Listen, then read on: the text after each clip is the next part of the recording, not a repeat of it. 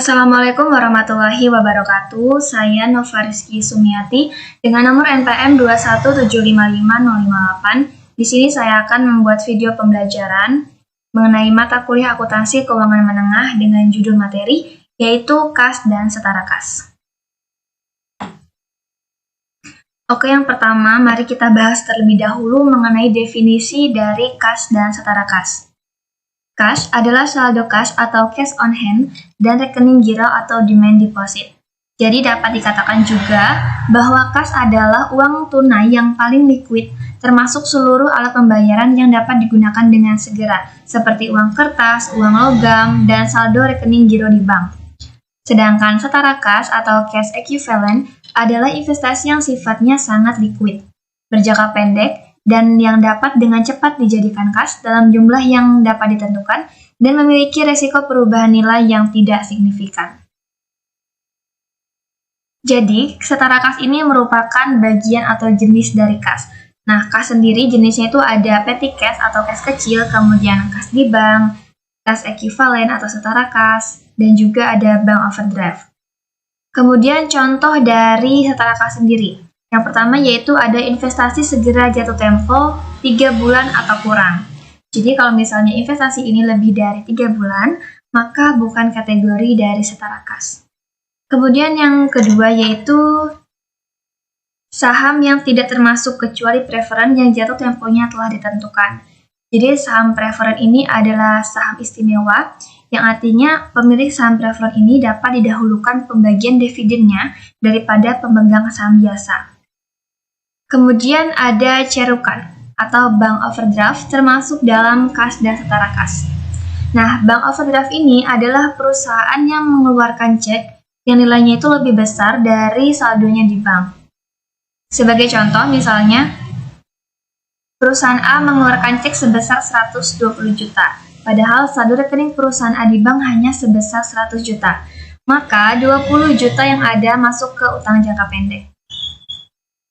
Perusahaan menyajikan kas dan setara kas di bagian aset lancar pada laporan posisi keuangan. Nah, pada kelompok aset lancar ini, yang pertama, kategori yang paling awal yang pasti masuk adalah kas dan setara kas. Ini adalah contoh laporan keuangan konsolidasian yang komparatif yaitu dari tahun 2018 dan 2017. Kemudian yaitu pengendalian internal kas. Adalah semua sarana, alat, mekanisme yang digunakan oleh perusahaan untuk yang pertama yaitu mengamankan, mencegah pemborosan, dan penyalahgunaan kas. Jadi bisa diartikan bahwa harus ada tanggung jawab yang terpisah antara mereka yang menyimpan uang tunai, mereka yang mencatat uang tunai, dan mereka yang memiliki wewenang atas penggunaan uang tunai. Hal ini bisa dilakukan untuk mencegah terjadinya potensi penipuan. Kemudian yang kedua yaitu menjamin ketelitian dan dapat dipercaya atau tidaknya data akuntansi tentang kas. Kemudian mendorong dicapainya efisiensi serta dipatuhinya kebijakan manajemen tentang kas. Selanjutnya yaitu teknik pengendalian kas. Yang pertama, karyawan yang jujur dan kompeten serta memiliki tanggung jawab. Kemudian terdapat pemisahan tugas antara pihak yang melakukan otoritas dengan pembayaran, pihak yang melakukan pengelolaan kas dan pencatatan, dan pihak pengguna serta pihak yang membayar. Kemudian melaksanakan rotasi tugas untuk karyawan yang melaksanakan kegiatan klerikal. Jadi klerikal ini atau biasa dalam bahasa Inggrisnya kita sebut dengan office work atau clerical work, yaitu seperti pekerjaan juru tulis. Jadi yaitu rangkaian aktivitas untuk menghimpun, mencatat, mengolah, dan menggandakan, mengirim, serta menyimpan keterangan-keterangan yang diperlukan dalam setiap perusahaan. Kemudian penggunaan lemari besi atau brankas untuk menyimpan kas dan atau di ruang tertutup dengan akses yang terbatas.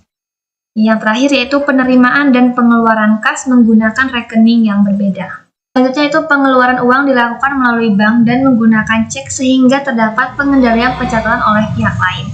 Jadi ketika kita menggunakan cek di bank itu ada pencatatan dari internal perusahaan sendiri dengan pihak bank itu sendiri. Kemudian penerimaan kas dilakukan melalui bank untuk keamanan dan pengendalian pencatatan. Kemudian penggunaan sistem impres kas kecil untuk memenuhi kebutuhan kas dalam jumlah kecil. Jadi sistem impres ini adalah sistem dana tetap dalam kas kecil. Kemudian rekonsiliasi antara pencatatan perusahaan dengan rekening koran di bank. Ini akan kita bahas selanjutnya. Dan yang terakhir yaitu pemeriksaan fisik kas secara berkala dan tiba-tiba. Oke, selanjutnya kita akan membahas mengenai sistem impres kas kecil. Mungkin sebelum kita bahas mengenai apa itu sistem impresnya, kita bahas terlebih dahulu apa itu kas kecil.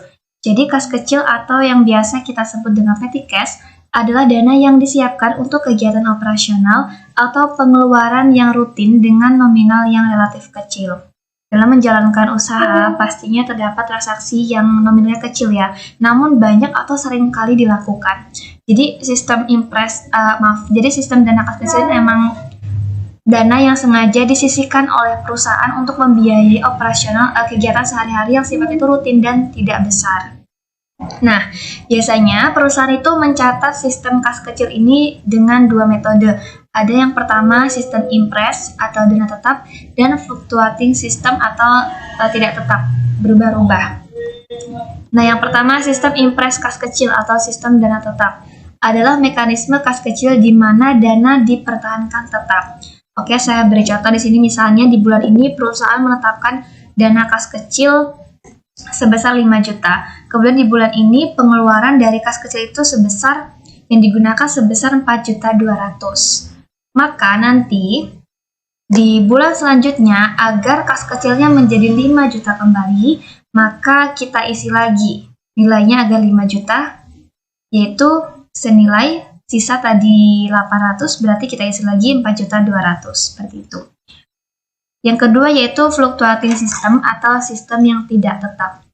Dalam sistem ini, dana kas kecil tidak ditetapkan jumlah tertentu sehingga saldonya bervariasi dari waktu ke waktu. Artinya, saldo akun kas kecil ini tidak tetap atau fluktuasi sesuai dengan jumlah transaksi kas kecil. Jadi nominal saldo itu akan berubah-ubah pada tiap-tiap periode operasional sesuai dengan kebutuhan perusahaan. Baik, selanjutnya yaitu rekonsiliasi bank. Tujuan rekonsiliasi adalah untuk mencocokkan antara pencatatan di perusahaan dan pencatatan kas yang dilakukan oleh bank yang mengelola uang perusahaan. Beberapa contoh ataupun penyebab dari terjadinya rekonsiliasi bank.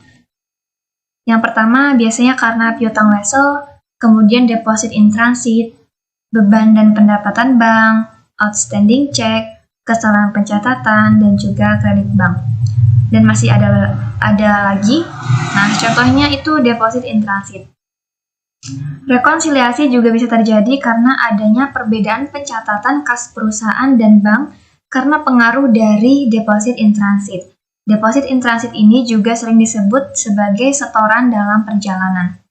Pada umumnya, deposit in transit ini terjadi saat terdapatnya setoran dana di akhir bulan yang telah dicatat oleh perusahaan pada bulan tersebut. Namun pihak bank baru mencatat dana tersebut pada bulan selanjutnya. Nah, itulah yang dinamakan dengan deposit in transit ataupun setoran dalam perjalanan yang akan menyebabkan terjadinya rekonsiliasi bank ataupun perbedaan pencatatan kas di perusahaan dengan kas atau saldo kas yang ada di bank. Kemudian contoh lain misalnya ada outstanding check. Nah, outstanding check ini merupakan cek yang masih beredar dan dapat menyebabkan terjadinya suatu rekonsiliasi bank. Singkatnya seperti ini, outstanding check ini telah dicatat oleh perusahaan akan tetapi belum sepenuhnya dicatat dari pihak bank. Pada kasus lain, bisa juga cek tersebut belum sempat dicairkan oleh pihak bank kepada penerima cek sehingga bagi perusahaan ini merupakan pengeluaran namun dari bank sendiri belum dicatat. Maka dari itu akan terjadilah rekonsiliasi bank.